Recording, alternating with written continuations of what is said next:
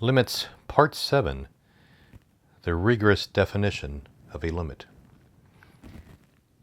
This is what we call a delta-epsilon definition with delta-epsilon proofs. So here's the definition.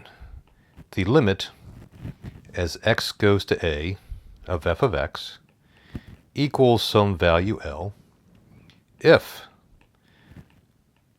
for every epsilon greater than 0, there exists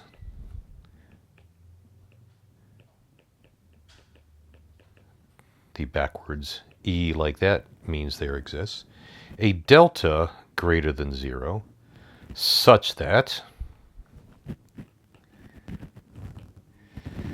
if x minus a is less than delta, then absolute value of f of x minus L is less than epsilon. Now, what does any of that mean? Let me start by doing a little bit of explanation about some of the notation, and let's draw some pictures afterwards to see if we can understand it a little bit better. So here's the first thing I want you to think.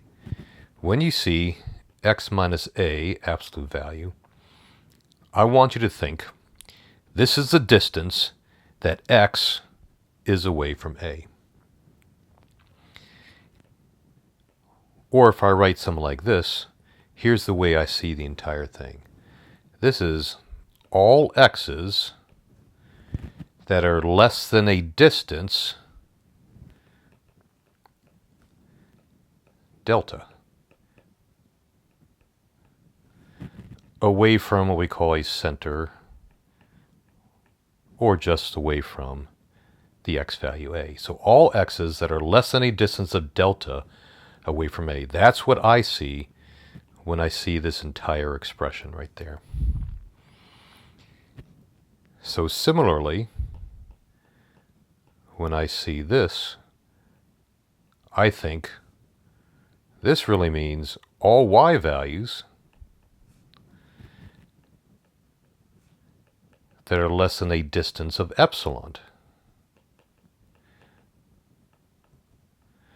away from another value, L.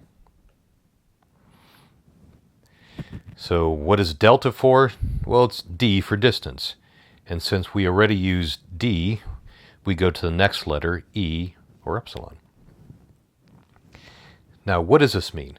Well, let's start by seeing how a limit works when there is a limit. So the idea is that it shouldn't matter what epsilon I choose. So let's go back up here. For every epsilon, every distance I choose, that is a distance that a y value is away from the limit. So let's just choose some epsilon like this. So epsilon is the distance that y values can be away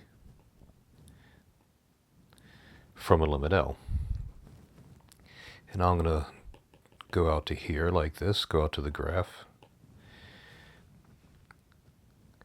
So whatever epsilon I choose, if there is a delta, which is positive, and when we say delta and epsilon greater than 0, what we really mean are delta and epsilon really small, because large deltas, large epsilons make things easy.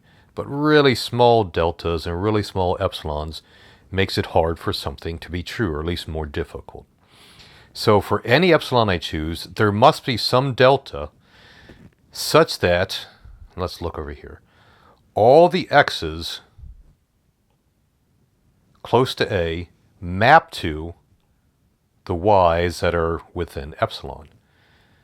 So is there any delta? All I have to do is find any one. It doesn't have to be all deltas, just is there any delta? And I'll call this delta. This is the distance delta here. Such that all of the x values within that interval right there map to y values that are inside my y interval as such.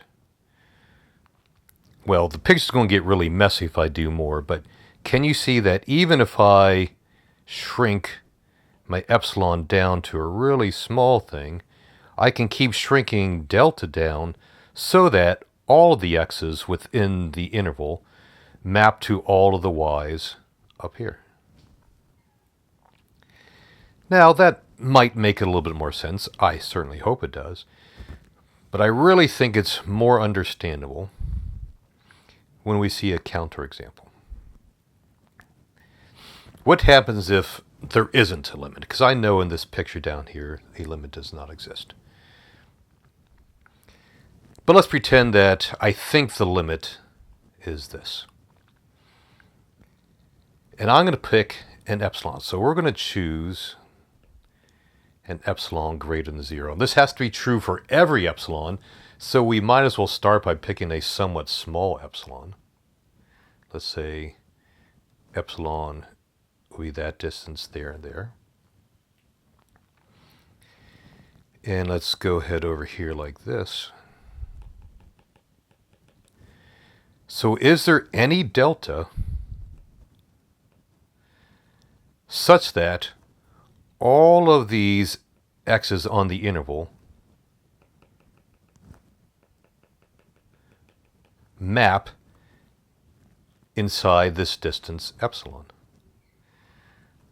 Well, certainly up here, these y values up top on the function, like all these y values, none of those map within epsilon. What if I chose a much smaller delta, like that? And I draw out my x like this. Do all of these x's down here, in that really small interval, do they map within my distance epsilon? Well, no, because I still have some y values way up here. And it doesn't matter how small I shrink delta, I will never get that all of the y values map between here and here. Let's take a look at one algebraic example. Let's prove that the limit as x goes to 2 of x squared equals 4. That is, for every epsilon greater than 0, there should exist a delta greater than 0 such that x minus 2 less than epsilon implies x squared minus 4 absolute value is less than epsilon. I think I said epsilon here, I meant delta, and then epsilon over here. So we kind of do the problem, like we know the answer, we know it's true, and we often do the problem, and then at the end we go back and say, oh, I forgot to do this quote-unquote part. Kind of typical how we do the problems. You'll see what I mean in a second. So we'll start by letting x minus 2 be less than delta. That is, we're really thinking delta is really small, it's going to 0.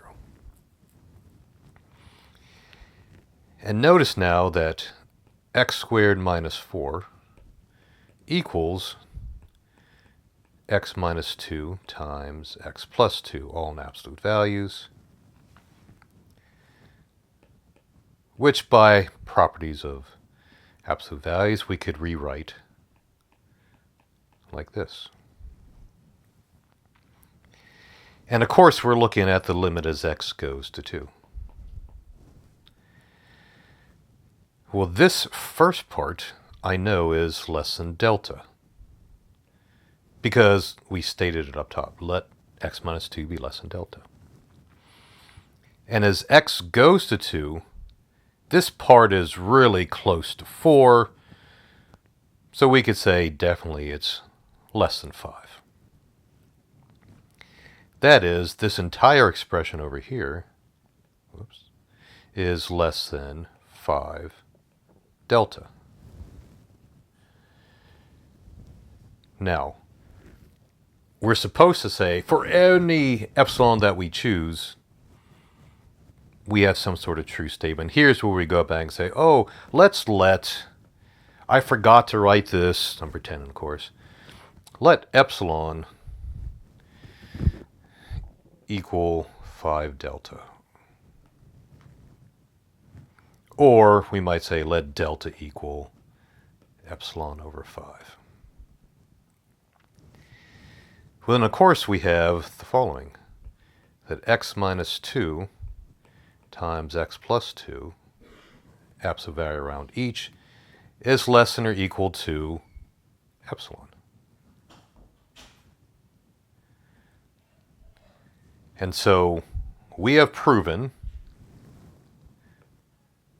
our statement using a delta epsilon proof. Doesn't feel satisfying necessarily, but this is the way to do formal delta epsilon proofs.